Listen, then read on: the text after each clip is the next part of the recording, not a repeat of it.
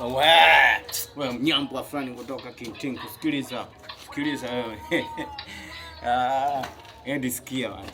Kumbe klipu zangu wengi wanazifagilia. Yaani kile ninachotupia himo, yani watu wengi like. Sikia. Yaani wengi wananipigia simu, "Wewe, oya, afande msomi. Bwana ulikuwa unaongea unazungumzia nini?" Na mimi nawaambia, "Kwani wewe umesikia nini kilichoongelewa mle?" "I saw uliongea cha point sana." Ulichokisema bwana kuhusu nani Mwigulu Nchemba. Na ni kweli bwana, napambana pamoja na yule waziri wa vijana. Na mimi sawa, safi kabisa. Unaona? Sasa nimeshangaa bwana kwa juzi Ijumaa nikapigiwa simu. Nilipopigiwa simu nikapigiwa simu na Makonda. Makonda akaniambia bwana, afande msomi bwana, uko wapi? Na mimi nikasema niko Stimbi, niko nyumbani. Si unajua Makonda ni homeboy. Kaambia bwana, mimi niko nyumbani. Uko nyumbani wapi? Huku Stimbi, kanda ya Ziwa huku. Kanda ya Ziwa Akaniuliza sehemu gani? Chato huku. Akasema kumbe na wewe ni wa Chato Niambia bwana mheshimiwa alikuwa anakuhitaji uje bwana. Uje ongee naye kwa sababu mawazo uliyoyatoa ameona kama yana impact fulani hivi. Unaona? Na impact ndo nini? Akasema wewe bwana njoo utakuja ujue mwenyewe hapa ukishafika. Maana amekukubali sana. Unaongea alafu anakufuatilia, kumbe sema alikuwa anakaa kimya tu ananyamaza. Unaongea point sana, yani unaongea fact sana. Na mbona unachanganya fact ndo maana nini? Akasema wewe utakuja ujue. Na mimi haya poa bwana. Sasa nikamuuliza sasa, amesema lini niende? Akasema bwana inatakiwa ufike Jumatatu. Jumatatu kama mida saa ngapi? Jumatatu inatakiwa ufike Jumatatu saa 4. Na saa 4 kweli kabisa. Nije na nani? Akasema bwana wewe njoo tu mwenyewe. Nikamuuliza sasa nikija unanihakikishia vipi usalama wangu?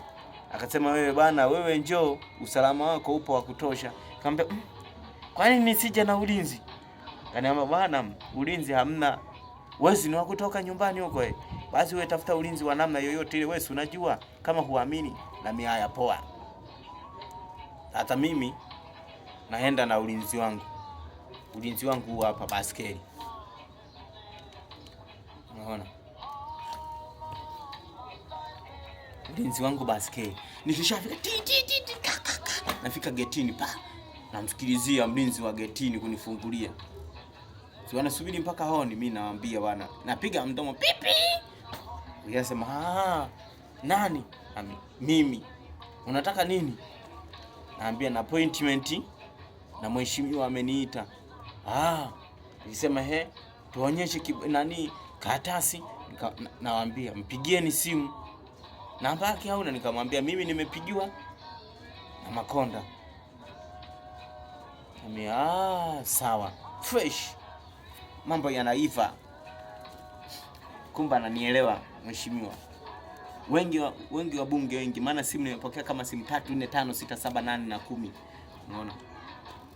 Wabunge wengi wananielewa. Klipu ninazozirusha kumbe zinaeleweka za maana. Unajua ushauri bwana. Ushauri sio lazima ushauriwe na babako, mamako au mtu anayekuzidi. Hata mtoto mdogo anaweza akakushauri. Mithili kama nyinyi viongozi. Ushauri sio lazima ushauriwe na kiongozi mwenzio.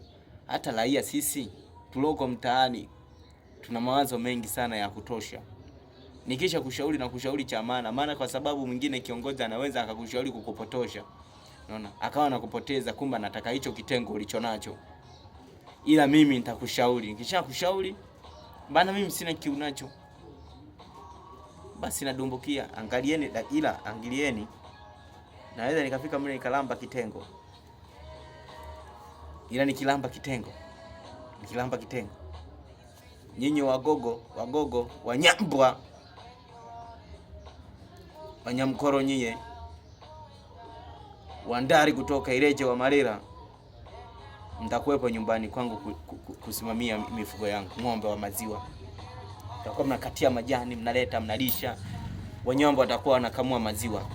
Wale wako Mnyambwa Mgogo ni ukuta umechinja ng'ombe na kuchinja na wewe kili juu.